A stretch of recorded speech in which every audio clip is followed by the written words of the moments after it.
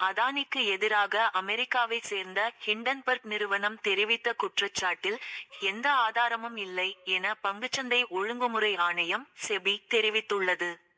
இதனையடுத்து பொய்க்கதைகளை பரப்பியவர்கள் நாட்டு மக்களிடம் மன்னிப்பு கேட்க வேண்டும் என அதானி கூறியுள்ளார். இந்தியாவின் குஜராத் மாநில தலைநகர் ஆமதாபாத்தை தலைமையகமாக கொண்டு இயங்கும் நிறுவனம் அதானி குழுமம். இந்நிறுவனம் துறைமுகம், எரிசக்தி மற்றும் உணவுப்பொருள் உட்பட பல்வேறு தொழில்துறைகளில் இந்தியாவின் பல மாநிலங்களிலும் பல அயல்நாடுகளிலும் வர்த்தகம் செய்து பல்லாயிரம் கோடிக்கு வர்த்தகம் செய்து வருகிறது. இந்நிறுவனத்தின் தலைவராக கவுதம் அதானி 61 உள்ளார்.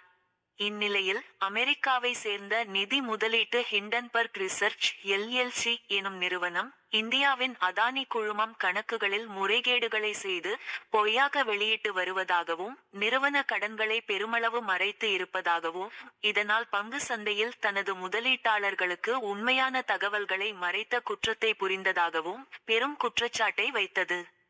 நாடு முழுதும் அதிர்வலைகளை ஏற்படுத்தியுள்ளது. பார்லிமெண்டில் எதிர்க்கட்சிகள் அமளியில் ஈடுபட்டன. சுப்ரீம் கோர்ட்டிலும் இந்த விவகாரம் குறித்து விசாரணை நடத்த வழக்கு தொடரப்பட்டது. இந்த விவகாரம் தொடர்பாக பங்குச்சந்தை ஒழுங்குமுறை ஆணையம் செபி விசாரணை நடத்தி வந்தது. ஆதாரம் இல்லை. இந்நிலையில் விசாரணை முடிவில் அதானி மற்றும் அவரது நிறுவனத்துக்கு எதிரான ஹிண்டன்பர்க் நிறுவனத்தின் குற்றச்சாட்டுகளுக்கு எந்த ஆதாரமும் இல்லை என தெரிவித்துள்ளது. முதலீட்டாளர்களை தவறாக வழிநடத்தக்கூடிய பத்திரங்கள் அல்லது கட்டுப்பாடுகளை கையகப்படுத்துவதில் எந்த விதிமீறலும் இல்லை. இதனால் அதானி நிறுவனம் அல்லது அதன் நிர்வாகிகள் மீது நடவடிக்கை எடுப்பதோ அல்லது அபராதம் விதிப்பதற்கு எந்த அடிப்படையும் இல்லை என தெரிவித்துள்ளது. அதானி அறிக்கை.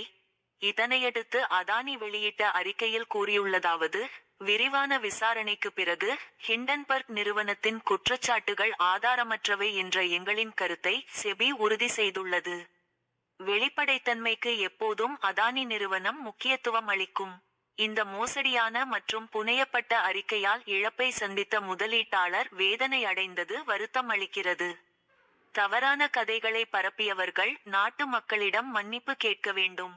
இந்திய அமைப்புகளுக்கும் மக்களுக்கும் தேசத்துக்கும் நாங்கள் கொண்ட உறுதிப்பாடு ஆகியவை மீதான எங்களின் உறுதிப்பாட்டை அசைக்க முடியாது.